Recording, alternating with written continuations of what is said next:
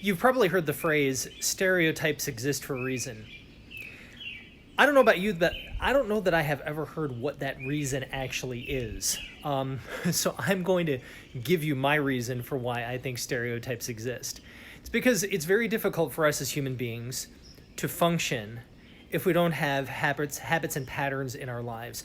And that, I think, includes other people and dealings with them and nations and groups and the like. It's just a part of things. Like you have categories in which you put people and places and things and ethnicities and nationalities and the like. And I I think I'm gonna call baloney on anybody who says that they don't. Okay, I think we all do, to some extent or another. Um, okay, having said that, I think it's also important to say that if we live and die by stereotypes alone, it leads us to how do you want to say, a very black and white existence, an existence without much color or differentiation in it, and that's kind of a sad existence, and an existence where we miss out on a lot of things that might kind of expand our horizons and frankly make our lives a little bit more fun. So I don't think we can exist without categories. Okay, stereotypes exist because categories exist.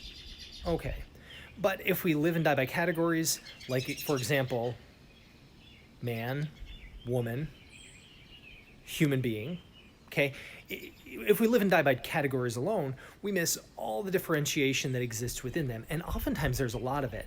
I had an experience today chatting with someone where, you know, it's kind of funny. Like you look at the stereotypes that exist around a particular type of people, and I will tell you, it was an important lesson for me where I was glad I did not pigeonhole this particular person, because I would have missed out on a whole bunch of things that this person had to share, and I think a lot of goodness that this person witnessed to.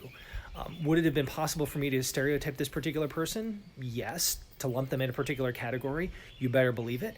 And I can tell you that in my experience, this particular person's category, like 99% of the people within that category would have acted in a particular way, but not this person. And for that reason, I'm grateful that I took the time to stop and to listen and to pay attention. So just because we have categories, just because we have stereotypes, that doesn't mean that there isn't variation in them, and that doesn't mean that that stereotype is indicative of everyone and everything about everyone within that group. So, don't judge yourself too hard for having categories or even stereotypes, but do have your mind open enough to be able to pay attention to the individuality of each person within a group, and to see if, even if they fall into a category, if they might be just a little bit different and have something new to offer.